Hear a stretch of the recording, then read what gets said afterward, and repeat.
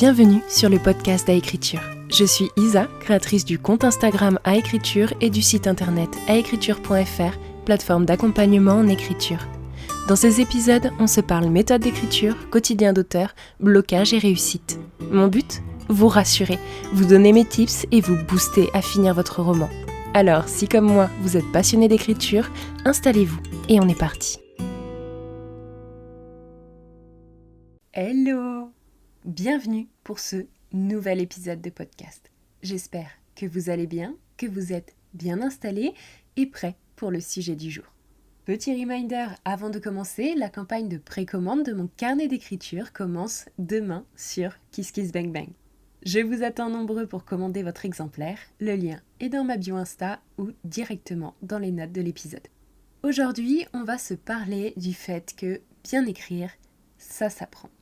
Parce que oui, contrairement à ce qu'il est de bon ton de croire en France, écrire un roman, ça s'apprend. Outre-Manche ou outre-Atlantique, ils le savent bien et la plupart des méthodes d'écriture viennent de leur réflexion autour de la question. Et si aujourd'hui on commence enfin à délier les langues à ce propos dans notre cher hexagone, c'est parce que l'écriture, depuis la crise du Covid, a le vent en poupe. Jusque-là, on aimait bien penser que pour écrire un livre, il suffisait d'avoir du talent et de l'inspiration. Et que si vous n'aviez pas au moins un des deux, c'était foutu. Sauf que le talent, en réalité, ça se travaille. Et l'inspiration, parfois, elle part un peu en vacances. Alors oui, il existe des gens talentueux qui ont, en quelque sorte, une véritable qualité innée de conteur d'histoire. Mais ce n'est pas donné à tout le monde et souvent il s'agit en vrai de gens qui ont intégré des notions en lisant, en regardant des films, en recopiant ce qu'ils avaient aimé. Ils ont donc appris. Et il y a ceux qui ont une plume magnifique, on les dit talentueux, géniaux, mais même s'ils ont pu avoir quelques facilités à la base, aptitude à la poésie, sens de la formule, ne croyez-vous pas qu'ils ont travaillé leur style, musclé leur plume en écrivant, en essayant, en raturant, en jetant à la poubelle des milliers de phrases ? Moi, j'en suis persuadée. Parce que le talent sans travail, ce n'est rien. Et le travail, c'est des tests, de l'apprentissage. Et en France, on a toujours été un peu réticents à l'entendre. Et c'est pour ça d'ailleurs que nous avons finalement très peu la fibre entrepreneuriale, que ça ne fait pas partie intégrante de notre société, même si ça a tendance à se développer enfin depuis une dizaine d'années. Mais rien que le fait d'avoir remis récemment en cause le statut long terme de l'auto-entreprise, ça en dit long sur le problème de l'entrepreneuriat ici. Vous vous demandez peut-être pourquoi je parle d'entrepreneuriat dans ce podcast sur l'apprentissage de l'écriture. Eh bien en fait, c'est tout simple. C'est pour notre rapport à l'échec. Si, comme aux US, nous avions une culture de l'entrepreneuriat, nous aurions également des classes d'écriture créative. Parce que ce sont deux choses qui se regardent de la même manière. Il faut tester et échouer avant de réussir.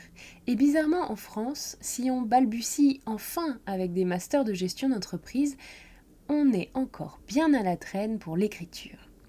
Et ça a un rapport avec le regard que l'on porte sur l'échec possible.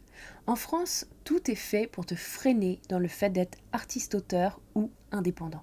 Ça coûte plus cher, tu as moins d'avantages sociaux, tu es bien plus précaire et surtout, l'art qui espère se vendre, c'est mal. Et si tu échoues, honte à toi.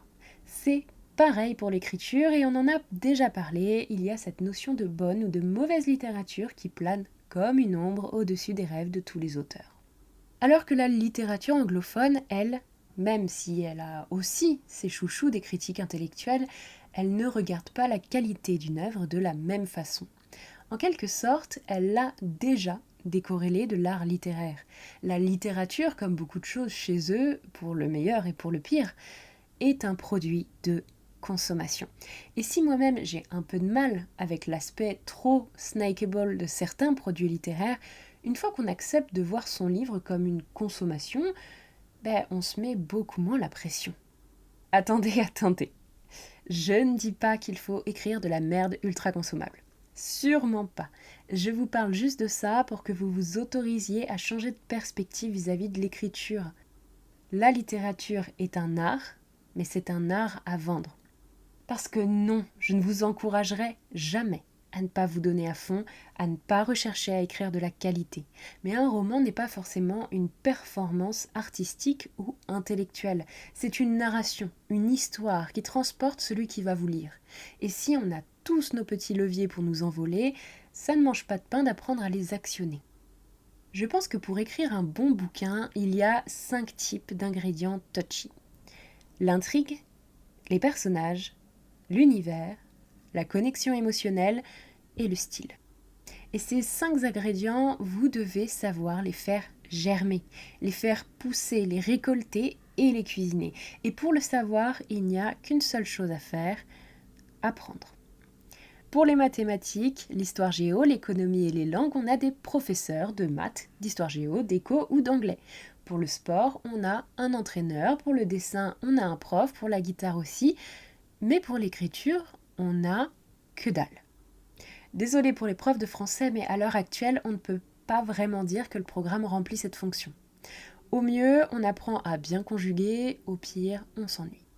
Pourtant, tout comme le dessin, la musique ou le sport, il y a des bases à connaître, à comprendre et à assimiler pour pouvoir s'en sortir. Et ce n'est qu'une fois qu'on connaît ces gammes que l'on peut réellement créer quelque chose. Donc, sachez que si vous galérez aujourd'hui à écrire votre roman, en fait, c'est tout à fait normal. Il n'y a aucune honte à avoir, il n'y a aucune culpabilité à ressentir, car de toute manière, on ne vous l'a jamais appris.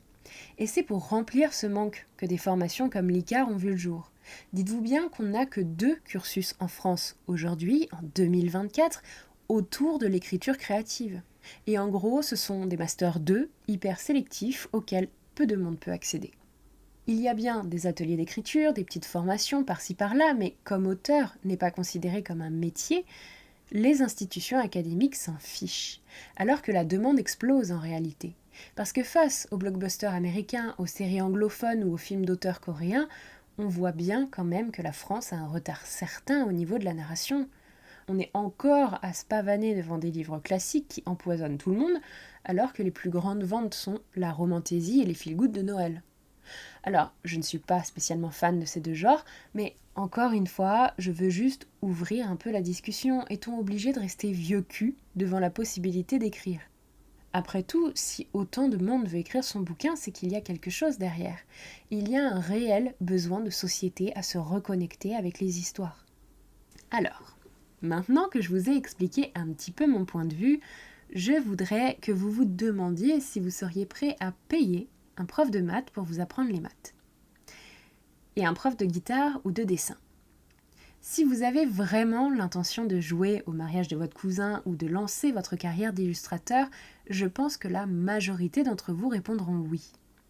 Pourtant, cette majorité serait encline à répondre non si cela concernait un professeur d'écriture. On voudrait discuter les prix parce que finalement, on a fait du français à l'école. C'est aussi ce que vous pensez ? Alors maintenant, dites-moi, votre roman, il avance ? Bon, je me fais un petit peu poussive, mais c'est pour la bonne cause. Si vous souhaitez écrire un bon livre, et plus, si vous souhaitez publier, apprendre à écrire peut s'avérer déterminant. Parce que oui, vous pourriez apprendre seul, mais faut-il encore savoir par où commencer ? Perso, j'ai commencé comme ça. Je me suis foirée, j'ai perdu du temps, j'ai fait mes armes. Puis, quand j'ai fait l'ICAR, ça m'a validé beaucoup d'acquis, upgradé mon horizon, et depuis, je me sens 10 fois plus confiante dans ce que j'écris. Parce que je sais où je vais, je sais où regarder lorsque quelque chose coince. Parce que j'ai appris des erreurs qu'on m'a aidé à déceler. On apprend mieux quand on est suivi, on apprend mieux avec les autres. Et c'est parce que je suis convaincue de ça que je me suis lancée dans l'accompagnement d'auteurs. Parce qu'il y a trop d'histoires qui ne s'épanouissent jamais à cause de cette manière de penser butée que l'on nous a inculquée. Savoir écrire, ça ne vient pas tout seul. Vous n'êtes pas obligé de passer par moi, il y a plein d'accompagnants qui sont prêts à vous aider pour des tarifs variés. Mais j'aimerais ne plus entendre « Ah non, ça sert à rien de payer pour ça, on a tous appris à écrire », alors que la personne qui parle binge-watch des contenus comme le mien. Et le contenu gratuit, c'est bien, personnellement j'en consomme aussi. Je fais en sorte que le mien soit le plus qualitatif possible, mais n'oubliez pas que l'expertise que l'on met dans nos posts, dans nos blogs, dans nos podcasts, ce sont des années de travail derrière, ce sont des heures d'analyse et d'apprentissage. vous ne serez jamais plus satisfait qu'avec un accompagnement individualisé, en fonction de ce que vous savez, de votre style et de vos difficultés. Le gratuit, c'est bien, mais le personnalisé, c'est mieux. Pour finir, oui, je le redis encore, bien écrire, ça s'apprend. Écrire, vous pouvez le faire. Finir votre roman, c'est déjà plus compliqué, mais faire en sorte qu'il sorte du lot, qu'il marque le lecteur, ça demande de connaître les rouages de la narration, de déceler les petits détails qui changent tout et de bien comprendre les mécanismes qui font que l'histoire coule et touche le lecteur. Et là-dessus, je vous promets, rien n'est inné. Tout est acquis. La base peut être bourrée de talent, sans le travail et les connaissances derrière, ça ne fonctionnera pas. Et comme aujourd'hui, les envois aux éditeurs sont de plus en plus nombreux, il faut à tout prix savoir vous démarquer et connaître les bases. Alors, s'il vous plaît, formez-vous, faites-vous aider pour enfin donner vie à votre histoire.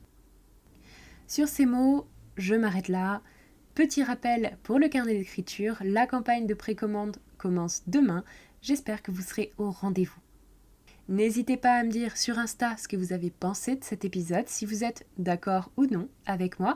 Et si vous êtes arrivé jusqu'ici, je vous remercie de m'avoir écouté jusqu'au bout. N'oubliez pas de vous abonner pour rester à jour, à noter le podcast pour lui donner de la visibilité et d'en parler autour de vous. Sur ce, on se retrouve mercredi pour un prochain épisode. D'ici là, je vous souhaite une agréable semaine. C'était Isa d'Écriture. Amour sur vous et écrivez bien.